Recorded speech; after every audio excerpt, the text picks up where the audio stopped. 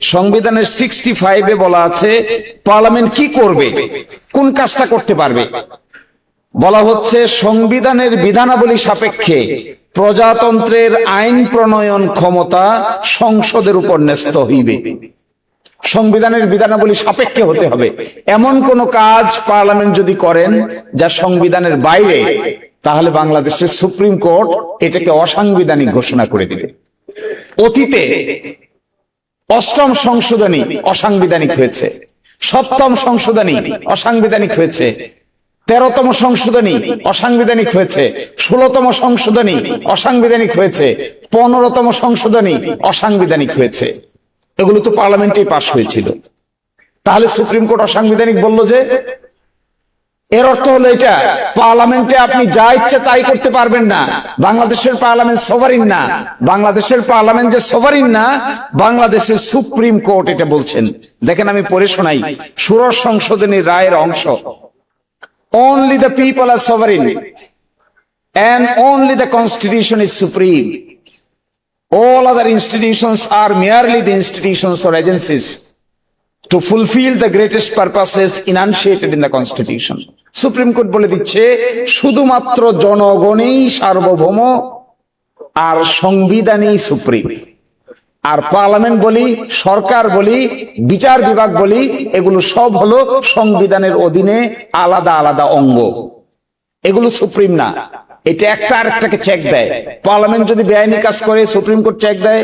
Supreme court যদি এমন কোন কাজ করতে পারবে না যা পার্লামেন্টের উপর বাধ্যকর, ডাইরেকশন দিতে পারবে না। আবার সরকার যদি এমন কোন বেআইনি কাজ করে সুপ্রিম কোর্টে গেলে স্টে হয়ে যায়।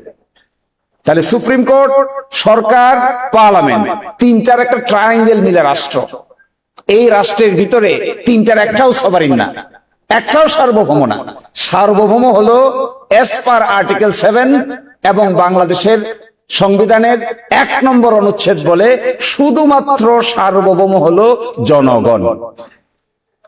এখন পরবর্তী প্রশ্ন, গণভোট হলো জনগণের এইরকমই ইচ্ছার ডাইরেক্ট বহিঃপ্রকাশের নাম হইল গণভোট। আচ্ছা, বাংলাদেশে কি গণভোট ছিল? ছিল না। 72 সালের সংবিধানে কোনো গণভোট ছিল না। গণভোট আসলো কখন? প্রথম গণভোট আনলেন second proclamation order, 5th amendment order of 1978। Bangladesh সংবিধানের গণভোটের বিধান প্রথম শহীদ প্রেসিডেন্ট জিয়াউর রহমান যোগ করেন। এটা 1978 সালে 15th amendment, second proclamation, 15th amendment order 1978। এটা দিয়ে বললেন বাংলাদেশের সংবিধানের প্রস্তাবনা, অনুচ্ছেদ 8, অনুচ্ছেদ 48, অনুচ্ছেদ 56 এবং অনুচ্ছেদ 142, এগুলো যদি সংশোধন করতে হয় তাহলে 142-এর অধীনে গণভোট ছাড়া সংশোধন করা যাবে না। এটা যোগ করলেন 1978। কিন্তু ইন্টারেস্টিং, বাংলাদেশে প্রথম গণভোট হয়েছে 1977। সংবিধানে আসার আগে 30 মে 1977 বাংলাদেশের ইতিহাসে প্রথম গণভোট অনুষ্ঠিত হয়। এই গণভোটের প্রশ্ন কি ছিল? আমি এবার প্রশ্নে ঢুকছি। আমাদের বন্ধুরা বলছেন আমাদের এখনকার গণভোটের প্রশ্নটা নাকি স্পষ্ট না, এই জন্য জনগণ না বুঝে ভোট দিয়ে দিয়েছে। এইটার উত্তরটা দেখেন। এই প্রথম গণভোটের বিধান কি ছিল এবং প্রশ্নটা কি ছিল? প্রশ্নটা আমি পড়ছি। রাষ্ট্রপতি major general Ziaur Rahman BU এবং তার অনুসৃত নীতি কর্মপন্থার প্রতি আপনার আস্থা আছে কি? তো নীতি কি? কয়টা নীতি? আপনারা কেউ, আমরা কেউ বলতে পারবো যে এই কয়টা নীতি? কেউ বলছেন 19 দফা। জনগণ 19 দফা জানে? এই প্রশ্নটা কি সুস্পষ্ট হইল না অস্পষ্ট হইল? আপনারা, আমি আবার পড়ি, আপনারা বুঝেন। এগুলো ক্যালকুলেশন, একেবারে ম্যাথমেটিক্স এর মতো ক্যালকুলেশন। এগুলো গরম বক্তৃতার ক্যালকুলেশন না। রাষ্ট্রপতি major general Ziaur Rahman BU এবং তাহার অনুসৃত নীতি, দেখেন তো দেখি অনুসৃত নীতি কতগুলা। ও কর্মপন্থার প্রতি আপনার আস্থা আছে কি? কর্মপন্থা কয়টা? অনুসৃত নীতি কয়টা? এই প্রশ্নের কিন্তু উত্তর খুঁজে পাওয়া বড়ই কঠিন। প্রথম গণভোট গেল। দ্বিতীয় গণভোট বাংলাদেশের ইতিহাসে 21 মার্চ 1985। এরশাদ সাহেব ক্ষমতায় আসলেন, উনি এসে আরেকটা গণভোটের আয়োজন করলেন। এই গণভোটটা কি? এই গণভোটের প্রশ্ন আমি পড়ছি 1985 সালের গণভোটের প্রশ্ন। দেখেন, আপনি কি রাষ্ট্রপতি এরশাদের নীতি সমর্থন করেন এবং আপনি কি চান যে নির্বাচনের মাধ্যমে বেসামরিক সরকার গঠিত না হওয়া পর্যন্ত তিনি এই প্রশাসন চালিয়ে যান? তাহলে প্রথম প্রশ্নটা কি? রাষ্ট্রপতি এরশাদের নীতি সমর্থন করেন? তো রাষ্ট্রপতির এরশাদের নীতি তো বহু কিছু, সবটাকেই সমাধান করেন কিনা এই প্রশ্নের উত্তর জিজ্ঞাসা করা হচ্ছে। তৃতীয় গণভোট 15 সেপ্টেম্বর 1991 সালে বেগম খালেদা জিয়ার আমলে প্রেসিডেন্সিয়াল ফর্ম থেকে সংসদীয় ফর্ম, পার্লামেন্টারি ফর্মে আসার সময় আরেকটা গণভোট হয়। সেখানে প্রশ্ন কি? সেখানে প্রশ্ন হলো গণপ্রজাতন্ত্রী বাংলাদেশের সংবিধানের দ্বাদশ সংশোধনী বিল 1991 এর রাষ্ট্রপতির কি সম্মতি দেওয়া উচিত কি না। তো দ্বাদশ সংশোধনী বিলে কি আছে? দ্বাদশ সংশোধনী বিলে কি আছে বাংলাদেশের সাধারণ জনগণ জানে? এটা জানা সম্ভব? আমাদের মতো উকিল মুক্তার রাজনৈতিক দলের লোকেরা না জানা সম্ভব। বাকি তেতুলিয়ায়, টেকনাফে, কোথায় কোন গ্রামের মহিলা সে কি জানে দ্বাদশ সংশোধনী বিলে কি আছে বা কি নাই? তাহলে প্রথম গণভোটের প্রশ্নটা ভ্যাগ, দ্বিতীয় গণভোটের প্রশ্নটা আরো ভ্যাগ, তৃতীয় গণভোটের প্রশ্নটা আরো স্পষ্ট, চতুর্থ গণভোট হলো যা আমরা করলাম। এইটার প্রশ্নটা দেখেন। এটার প্রশ্নটা কি? এটার প্রশ্নটা হলো, আপনি কি জুলাই জাতীয় সনদ বাস্তবায়ন আদেশ 25 এবং জুলাই জাতীয় সনদ লিপিবদ্ধ সংবিধান সংস্কার সম্পর্কিত নিম্ন বর্ণিত প্রস্তাব সমূহের প্রতি আপনার সম্মতি জ্ঞাপন করিতেছেন? 1, নির্বাচনকালীন সরকার তত্ত্বাবধায়ক সরকার হবে। আপনি কি এটার সাথে একমত? 2, আগামী জাতীয় সংসদ দ্বিকক্ষ বিশিষ্ট হবে, একটা উচ্চ কক্ষ হবে, একটা নিম্ন কক্ষ হবে। উচ্চ কক্ষের সদস্য হবে 100 জন। 100 জনের ভিতরে যে দল যে পরিমাণ ভোট পাবে সেই ভোটের আনুপাতিক হারে উচ্চ কক্ষ গঠিত হবে। আপনি কি একমত? 3, জাতীয় সংসদে নারী প্রতিনিধিত্ব, বিরোধী দল হতে ডেপুটি স্পিকার, কয়েকটি সংসদীয় কমিটির সভাপতি নির্বাচন সহ বেশ কয়েকটি বিষয়ে আপনি কি একমত? জুলাই জাতীয় সনদে বর্ণিত অপরাপর সংস্কার রাজনৈতিক দলগুলো তার ইচ্ছা অনুযায়ী করবে। আচ্ছা, এই যে 4টা প্রশ্ন আপনাদেরকে পড়ে শোনালাম, একটা হলো 1977 সাল, একটা হলো 1985 সাল, একটা হলো 1991 সাল, একটা হলো 2026 সাল। এই 4টা প্রশ্নের ভিতরে 26 সালের গণভোটের প্রশ্নটা সবচাইতে সুস্পষ্ট আকারে জিজ্ঞাসা করা হয়েছে। কোথায়? আপনারা যে গণভোটের আয়োজন করেছিলেন সেখানে বলেছেন কি? মেজর জিয়াউর রহমান কর্তৃক গৃহীত সকল নীতি পদ্ধতির সাথে কি আপনি একমত? এটা কোন সুস্পষ্ট প্রশ্ন হলো? 85 সালে এরশাদ সাহেবের সঙ্গে গৃহীত সকল নীতি পদ্ধতির সঙ্গে একমত, এটা কি সুস্পষ্ট প্রশ্ন হলো? 91 সালে দ্বাদশ সংশোধনীতে গৃহীত সংবিধানের বিলের সাথে আপনি একমত কি না স্পষ্ট হলো? নাকি তত্ত্বাবধায়ক সরকার আপনি মানেন কি মানেন না এটা স্পষ্ট হলো না? তাহলে যে বলছেন যে জনগণ না বুঝে ভোট দিয়ে দিয়েছে, আমি খুব অবাক হই এদের আর্গুমেন্ট দেখে। এদের argumentative capacity is very poor. কেন জানেন? এখন আমরা যদি বলি বিএনপির 31 দফা না বুঝে জনগণ দানের শীষে ভোট দিয়ে দিয়েছে, কি হবে? কথাটার উত্তরটা কি হবে? এই 4টে প্রশ্নের উত্তর ব্যালটে ছিল না? 4টে প্রশ্ন, এই 4টে প্রশ্ন আমরা যদি না বুঝে জনগণ ভোট দিয়ে দিয়েছে আর্গুমেন্ট করেন, তাহলে 31 দফা জনগণ বুঝে ভোট দিচ্ছে আপনাদের? তাহলে বোঝা যাচ্ছে এই গণভোটের সোর্স হইল সংবিধান, গণভোটের সূচনাকারী হলো বিএনপি, গণভোট অমান্যকারীও হইল বিএনপি। এখন তারা কি পারবেন এটা করতে? অতীতে যখনই অমান্য করেছেন তখনই ক্রাইসিস হয়েছে। আমি দেখাচ্ছি আপনাকে কোথায় ক্রাইসিস হয়েছে। বড় ধরনের ক্রাইসিসের জন্ম হয়েছে কখনো সাংবিধানিক ক্রাইসিস, কখনো পলিটিক্যাল ক্রাইসিস। বাংলাদেশে তত্ত্বাবধায়ক সরকারের 1991 সালে বিচারপতি শাহাবুদ্দিনের নেতৃত্বে যে নির্বাচন হয় তার আগে 3 জোটের রূপরেখা হয়। এই তিন জোটের রূপরেখা 91 সালে ক্ষমতায় আসার পরে তারা বেমালুম ভুলে গেছে। 91 সালে এসে একটা গণভোটের আয়োজন করে প্রেসিডেন্সিয়াল ফর্ম থেকে পার্লামেন্টারি ফর্মে আসছে। এইটা পরবর্তীতে না মেনে তত্ত্বাবধায়ক সরকার সিস্টেম কন্টিনিউ না করার কারণে যে সংকটের তৈরি হয়েছিল, 1996 সালে একটা সেম ইলেকশন করে এই সংকট থেকে বের হয়ে গিয়ে 96 সালেই মাত্র 15 দিন সংসদে থেকে গভীর রাতে তত্ত্বাবধায়ক সরকারের বিল সংসদে পাশ করে ওই সংকট থেকে বাংলাদেশের মানুষ মুক্তি পেতে হয়েছে। তা আপনারা আবার করবেন এটা? আবার গভীর রাতে পার্লামেন্ট বসিয়ে আরেকটা গণভোটের রায় মানার চেষ্টা করবেন? আশ্চর্য ব্যাপার। ওই সময় কি হয়েছিল জানেন? বাংলাদেশের ইতিহাসে সময় শেষ নাকি? আচ্ছা, বাংলাদেশের ইতিহাসে পার্লামেন্ট বয়কট নামে একটা কেস আছে, পার্লামেন্ট বয়কট কেস।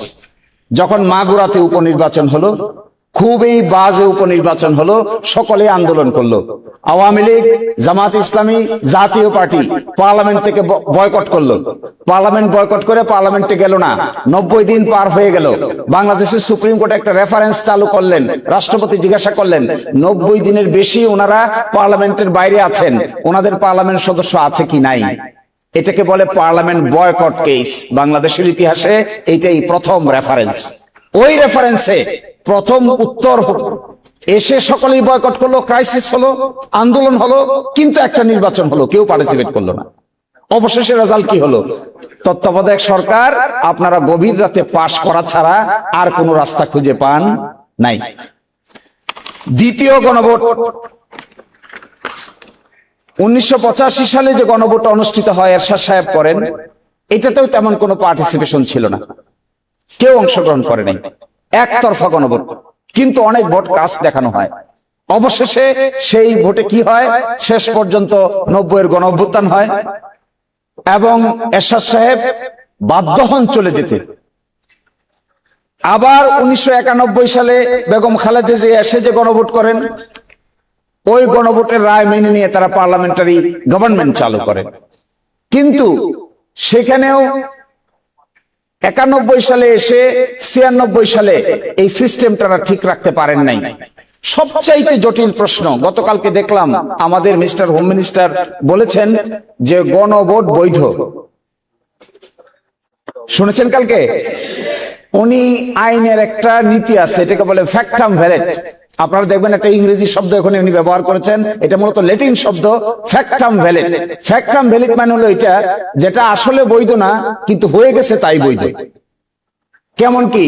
যেমন আপনি অপ্রাপ্ত বয়স্ক একটা ছেলে একটা মেয়ে বিয়ে করে ফেলেছে, সন্তানের জন্ম হয়ে গেছে, আইনে বলা আছে 18 বছর আর 21 বছর, কিন্তু বিয়ে করে ফেলেছে 15 বছর আর 17 বছর। বিয়েও করে ফেলেছে, সকলে দাওয়াত খেয়ে ফেলছে, অনুষ্ঠান হয়ে গেছে, সন্তানের জন্ম হয়ে গেছে। এই ক্ষেত্রে আমাদের আইনে একটা নীতি বলে, এটাকে বলে ফ্যাক্টাম ভ্যালিড।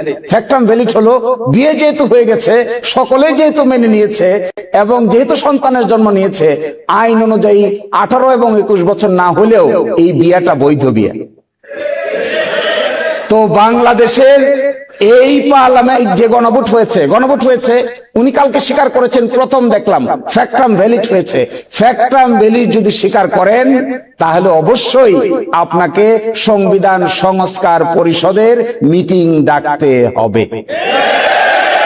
কারণ কি? কেন ডাকতে হবে? কারণ এখানে দেখেন, ফ্যাক্টাম ভ্যালিড স্বীকার করে তো বিপদেই পড়ছে। আমরা এটা নিয়ে এখন অনেক কথা বলবো। দেখেন, গণভোটে উপস্থাপিত প্রশ্নের উত্তর প্রদত্ত সংখ্যাগরিষ্ঠ ভোট হ্রাস সূচক হইলে কি হবে?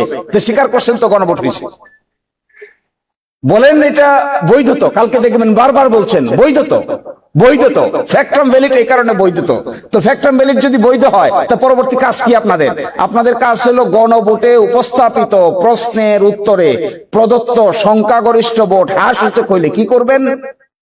নির্বাচিত প্রতিনিধিদের সমন্বয়ে একটি সংবিধান সংস্কার পরিষদ গঠিত হইবে।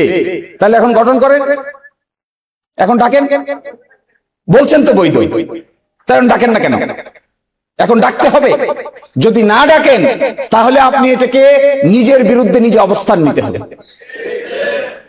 আশ্চর্য কাণ্ড কারখানা। আরেকটা, আমার সময় শেষ, আর অল্প কথা বলি, আমি শেষ করে দিচ্ছি। দেখেন, খুবই আশ্চর্যজনক ব্যাপার। ইন্দিরা গান্ধী একসময় প্রাইম মিনিস্টার ছিলেন 1971 সালে। থাকা অবস্থায় রাজনারায়ণ নামে এক লোক ছিল, তার সঙ্গে ইলেকশনে দাঁড়ায়। ইলেকশনে দাঁড়ানোর পরে ইন্দিরা গান্ধী জিতে যায় 11,173 ভোটে ইন্দিরা গান্ধী জিতে যায়। তখন তিনি প্রাইম মিনিস্টার। রাজনারায়ণ গিয়া হাইকোর্টে মামলা করে যে ভুয়া ইলেকশন করে ইন্দিরা গান্ধী আমার হারাই দিয়েছে। হাইকোর্ট বলে কথা ঠিক, ইলেকশন ভুয়া, ইন্দিরা গান্ধী ভোট জালিয়াতি করে রাজনারায়ণকে হারিয়ে দিয়েছে। এর বিরুদ্ধে ইন্দিরা গান্ধী প্রাইম মিনিস্টার তখন সুপ্রিম কোর্টে আপিল করে। সুপ্রিম কোর্টে আপিল করলে পরে সুপ্রিম কোর্ট আপিল পেন্ডিং থাকা অবস্থায় ইন্দিরা গান্ধী সংবিধান পরিবর্তন করে ফেলে। যেহেতু প্রাইম মিনিস্টার, ভারতের ইতিহাসে সবচাইতে চাতুরীপূর্ণ কাজ এটা। তার বিরুদ্ধে মামলা, হাইকোর্টে মামলা হেরে গেছে। এই সময় সংবিধান সংশোধন করে বলতেছে নির্বাচন নিয়ে কোন আইন কিংবা কোন আদালত কোন ধরনের কোন আদেশ দিতে পারবে না। সুপ্রিম কোর্ট বলছে এই যে সংশোধনী আপনি করলেন, সংশোধনী করে এই কথা বললেন যে কোন আদালতে প্রশ্ন উত্থাপন করা যাবে না, এই সংশোধনীকে ভারতের সুপ্রিম কোর্ট অসাংবিধানিক ঘোষণা করে দিলেন। ইন্দিরা গান্ধী কিন্তু তখন সিটিং প্রাইম মিনিস্টার। একটা বিরাট ক্রাইসিস দেখা দিল। আমার মনে হয় এখন আমাদের আদালতে যে জিনিসটা পেন্ডিং আছে, গতকালকে ওনারা বলেছেন যে আদালতে পেন্ডিং আছে, আগামী 19 তারিখে আদালত খুলবে। খোলার পরে আমরা আশা করছি সংবিধান সংস্কার বাস্তবায়ন আদেশের প্রশ্ন উত্থাপিত হবে। যদি বাংলাদেশের আদালত তার মেরুদণ্ড সোজা করে দাঁড়াতে পারে, তাহলে এই ক্ষেত্রে তাদের উচিত হবে সরকারের বিরুদ্ধে রায় দেওয়া। গণ অভ্যুত্থান কি সংবিধান মেনে হয়? জগতে কোথাও শুনছেন কেউ এই কথা বলে যে গণ অভ্যুত্থান হয়েছে সংবিধান মেনে? সংবিধান মেনে তো গণ অভ্যুত্থান হয় না। গণ অভ্যুত্থান হয়েই তো বাইরে থেকে, এবং একইভাবে এখানে বাইরে থেকে হয়েছে। এখন এটাকে আদালতের সাবজেক্ট ম্যাটার বানিয়েছেন। আমি আপনাদেরকে লাস্ট অনুরোধটুকু এটাই করার, আমার কনক্লুশনটা এটা যে যদি গণভোটের ফলাফল মেনে নিয়ে সংবিধান সংস্কার সভার বা পরিষদের অধিবেশন ডাকা না হয় এবং সংস্কার থেকে সরে যাওয়া হয়, সংবিধান সংস্কার সভার অধিবেশন চলার কথা 180 দিন, 180 দিন পরে এটা বিলুপ্ত হয়ে যাওয়ার কথা। তারপরে 180 দিনের পরে আর 30 দিন পরে উচ্চকক্ষ হয়ে যাওয়ার কথা। পার্লামেন্ট ভেঙে দুই টুকরা হয়ে যাওয়ার কথা, একদিকে নিম্নকক্ষ, একদিকে উচ্চকক্ষ। উচ্চকক্ষ গঠিত হওয়ার কথা 100 জনকে নিয়ে। তার মধ্যে ভোটের পার্সেন্টেজ অনুযায়ী বিরোধী দলীয় জোট প্রায় 40% ভোট পেয়েছে, 100-র ভিতরে 40 পাওয়ার কথা, আর বাকিগুলো অন্যরা ভাগযোগ করে পাওয়ার কথা। এই কর্মকাণ্ড যদি আপনারা প্রদর্শন না করেন আর গণভোটের রেজাল্টটা মেনে পরবর্তী পদক্ষেপ যদি না নেন, তাহলে এটা হবে বাংলাদেশের ইতিহাসে, আমার মনে হয় বাংলাদেশ না, আমি এখানে 26টা দেশের নজির নিয়ে আসছিলাম, এত কিছু বলার এখানে চান্স নাই। একেবারে সুইজারল্যান্ড থেকে শুরু করে সর্বশেষ শ্রীলঙ্কা পর্যন্ত এই 26টা দেশে একটা উদাহরণ নাই যে পৃথিবীতে মানুষ গণভোটের রায় মানে নাই, এইরকম কোন উদাহরণ দুনিয়ার ইতিহাসের একটাও নাই। তো আমি আপনাদেরকে অনুরোধ করব, আপনাদের উচিত হবে, আমাদের সকলের উচিত হবে এই গণভোটের রায়টা আপনারা মেনে নেবেন। You will comply with the referendum, and according to the referendum you will comply with the other provisions of the order, and you will call for constitution reform. অ্যাসেম্বলির মিটিং ডাকবেন, সেই মিটিং 180 দিনের মধ্যে শেষ করবেন। শেষ করার পরে দ্বিকক্ষ বিশিষ্ট পার্লামেন্ট হয়ে যাবে, সংস্কারগুলো বাস্তবায়ন করবেন, গণভোট ইমপ্লিমেন্টেড হবে। তখনই বাংলাদেশ একটা নতুন যাত্রার সূচনা হতে পারে। আর যদি তা না হয়, তাহলে যেই লাও সেই কদই থেকে যাবে। আরেকটা সাংবিধানিক ক্রাইসিস তৈরি হচ্ছে, অনাস্থার ক্রাইসিস তৈরি হচ্ছে, কোর্টে গিয়ে ক্রাইসিস তৈরি হচ্ছে। আমি খুব অবাক হই, এই রাজনৈতিক প্রশ্নের সমাধান তারা কোর্টে নিয়ে গেছে। আচ্ছা বলেন তো, তত্ত্বাবধায়ক সরকারের সমাধান বাংলাদেশের কোর্ট দিয়ে বাংলাদেশের ইতিহাসে কি ভালো হলো না খারাপ হলো? তত্ত্বাবধায়ক সরকার প্রবর্তন করেছিলাম আমরা রাজনৈতিকভাবে, এটাকে ওনারা নিয়ে গেছেন কোর্টে, কোর্ট গিয়ে বলছেন অসাংবিধানিক। 17 বছর দেশে আগুন জ্বলছে, এখন এসে কোর্ট আবার বলছেন সাংবিধানিক। তো এখন সাংবিধানিক হিসেবে আবার তত্ত্বাবধায়ক সরকার, জাতির জীবন থেকে চলে গেছে 17 years. This approach is a bad approach, chaotic approach, destructive approach, unconstitutional approach, unpolitical approach, unstable approach. একটা responsible political party must take responsible approach. Responsible approach যদি না হয়, আপনি গণভোট চাইলেন, গণভোটের পক্ষে আপনি প্রচারণা চালালেন, আইন হলো, সকলেই পার্টিসিপেট করলাম, এখন বলেন জনগণ না বুঝে নাকি ভোট দিয়ে দিয়েছে। আর কি সেই এটা লজ্জার তো একটা সীমা থাকা দরকার, এবং লজ্জা হলো ইমানের। এটা যাদের থাকবে না, এদেরকে আমার সিনিয়র ব্যারিস্টার আব্দুর রাজ্জাক সাহেব বলতেন, there are some missile which are unguided missile. আপনি যদি মিসাইল ছুড়েন আর মিসাইলের নিয়ন্ত্রণ নিজের হাতে রাখতে না পারেন, এই মিসাইল কার বাড়িতে কোন শিশুকে কোন নারীকে হত্যা করবে এটা আপনি কোনোদিনই খুঁজে পাবেন না, কারণ this is what is an unguided missile. আর উপর দিকে যেভাবে থুতু দিচ্ছেন, আমি কোয়াইট শিওর এই থুতু আপনাদের নিজের গায়েই কয়দিন পরে ঘুরে এসে পড়বে। তো অপেক্ষা করেন থুতু নিজের গায়ে আসা পর্যন্ত। বাকিটা সবাই ভালো থাকবেন। আসসালামু আলাইকুম।